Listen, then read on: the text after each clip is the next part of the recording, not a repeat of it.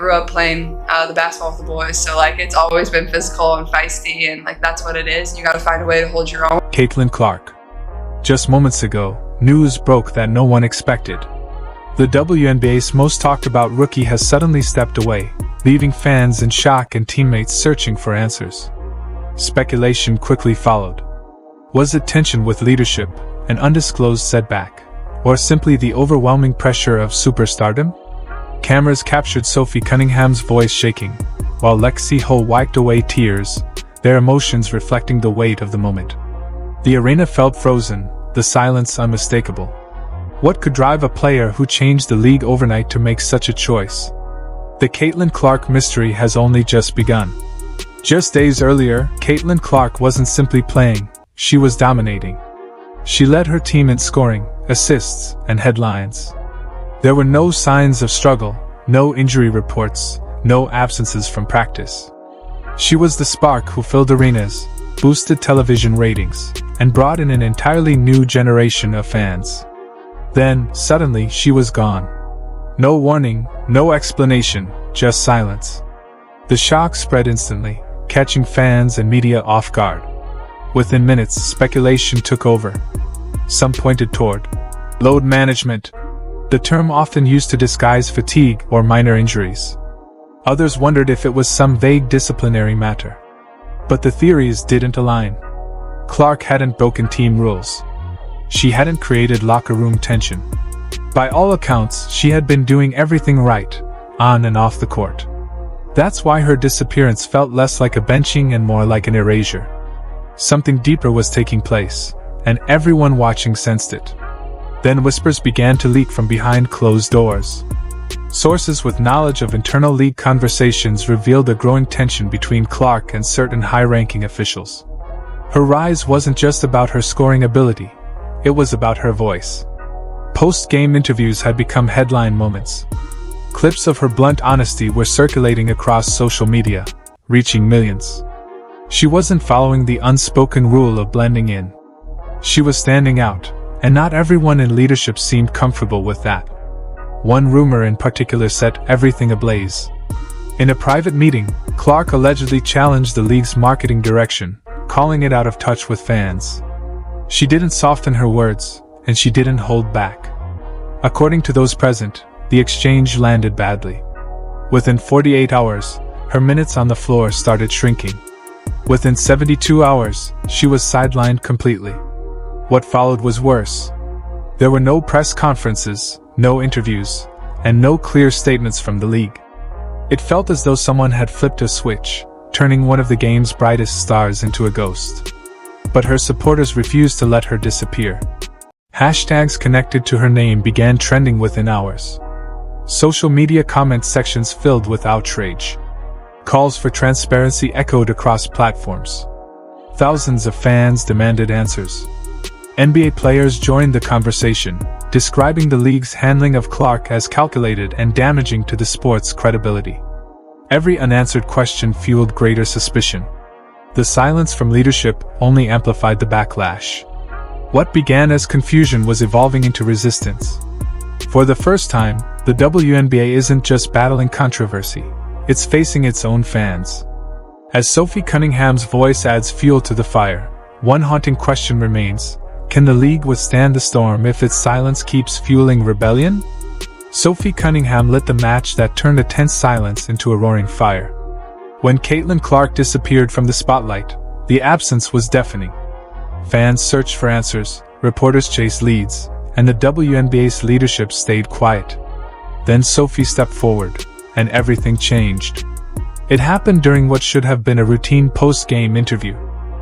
Reporters expected standard remarks, polite cliches, rehearsed phrases. Instead, Sophie spoke directly, without filters. Her words cut straight through the silence. "You don't sideline your biggest star unless you're afraid of her power." The moment she said it, the room froze. Reporters leaned closer, stunned by the bluntness. And before the league could even prepare a response, that clip had gone viral. Within hours, it spread across TikTok, Instagram, YouTube channels, and podcasts. Fans replayed it again and again, sharing it like an anthem. Yet Sophie wasn't stopping there. What could have been dismissed as a one-time outburst became a sustained campaign. On her own podcast, she doubled down. Sophie accused the league of retaliation, suggesting Clark's benching had little to do with basketball and everything to do with power. She argued that leadership was more focused on control than progress, more interested in guarding authority than celebrating the talent that kept fans watching.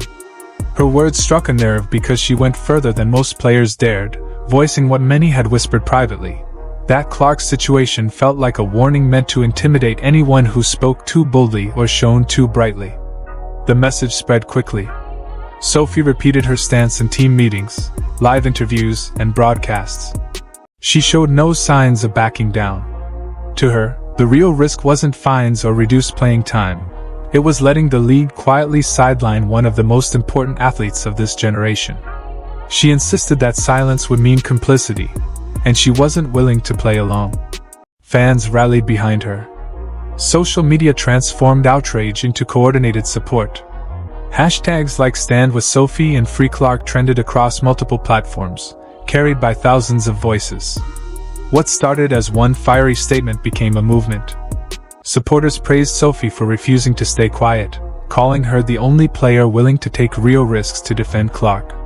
The WNBA had not anticipated this wave of defiance, and it spread faster than anyone could contain. The issue was no longer just Clark's sudden absence.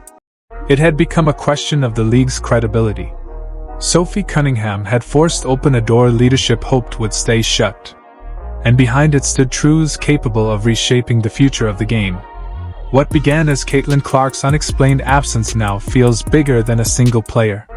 It has grown into a story that threatens the very stability of the league itself. The silence around her situation was already overwhelming, but into that silence stepped a new voice, Lexie Hull. And with that, the controversy escalated to a new level. Sophie Cunningham had already shaken the walls with her defiance, but the storm grew fiercer the very next day. Lexie didn't arrive with a carefully drafted statement, a polished podcast, or scripted lines.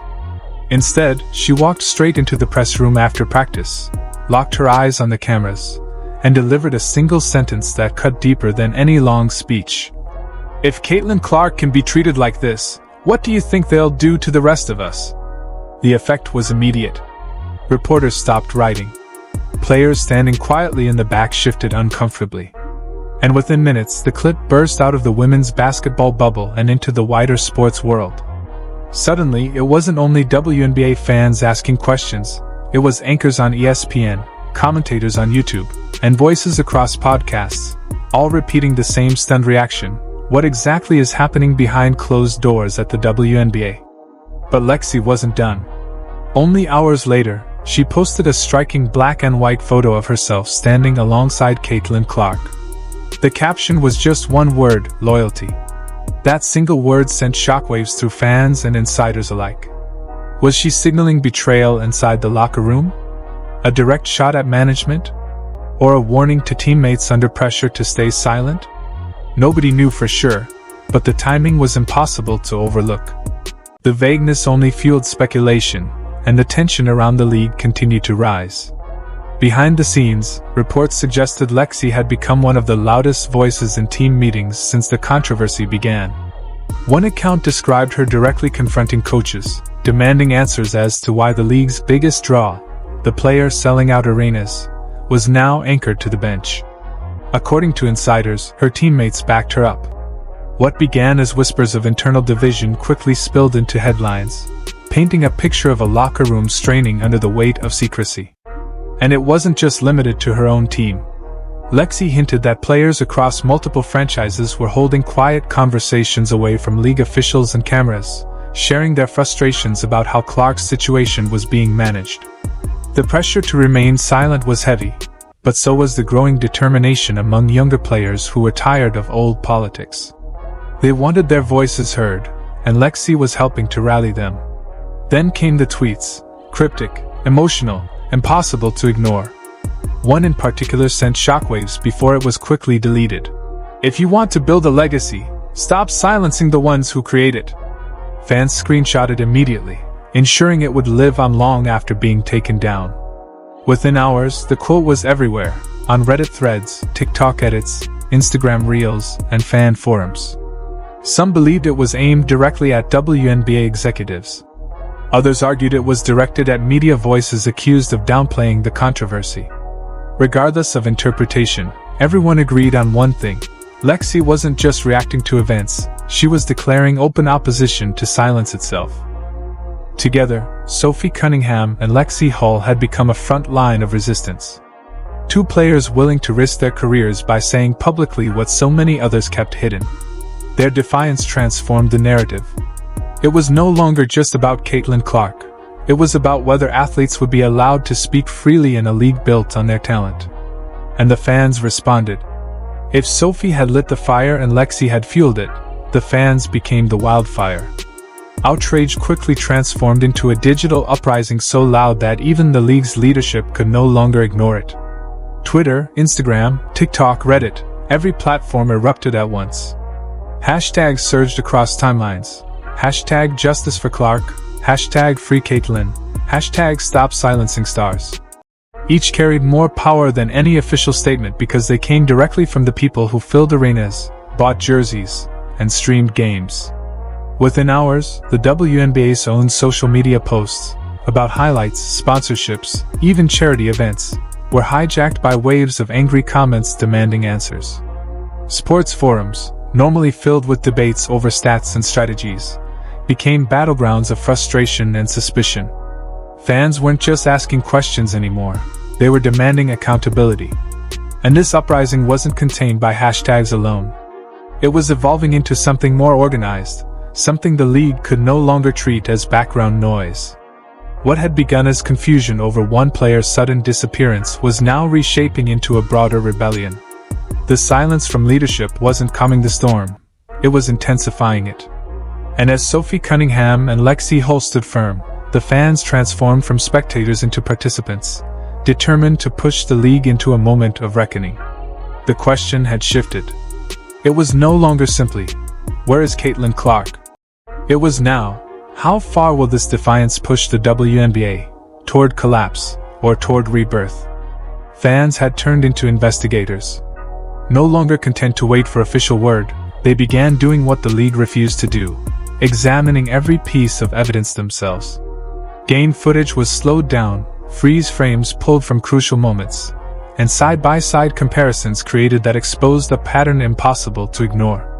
Clips circulated online of Caitlin Clark driving to the rim, taking heavy contact, only for referees to swallow their whistles. Other compilations highlighted her minutes steadily shrinking despite the fact that her box scores remained among the most impressive in the league.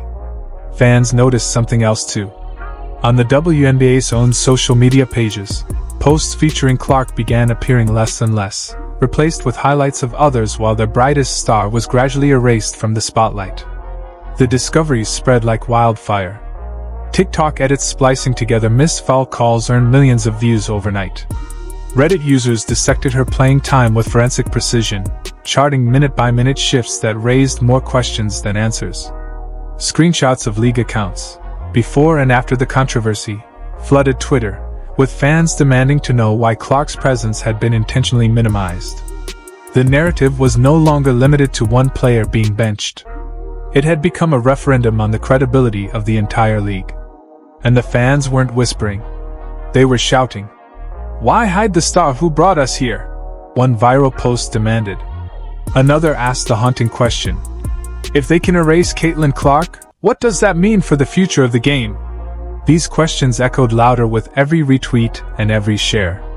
The outrage was no longer confined to online chatter. It had transformed into the heartbeat of a movement, pulsing through sports culture with a force no executive could contain. The storm raised one chilling thought. What exactly had the league unleashed when Sophie Cunningham and Lexie Hull decided to draw their line in the sand? Was this a rebellion? Or the beginning of a revolution? For nearly 2 days, the league remained silent, hoping the noise would fade. But the chants only grew louder. Players were beginning to speak openly, reporters were circling like sharks, and the controversy around Clark refused to die down. Finally, the WNBA broke its silence. What should have been a chance to calm tensions became a disaster. A polished statement appeared across official league accounts. Its tone was cold, sterile, and strangely detached from reality. It didn't name Caitlin Clark. It didn't acknowledge the accusations of silencing players. Instead, it reduced everything to a bland phrase. A strategic rotational decision.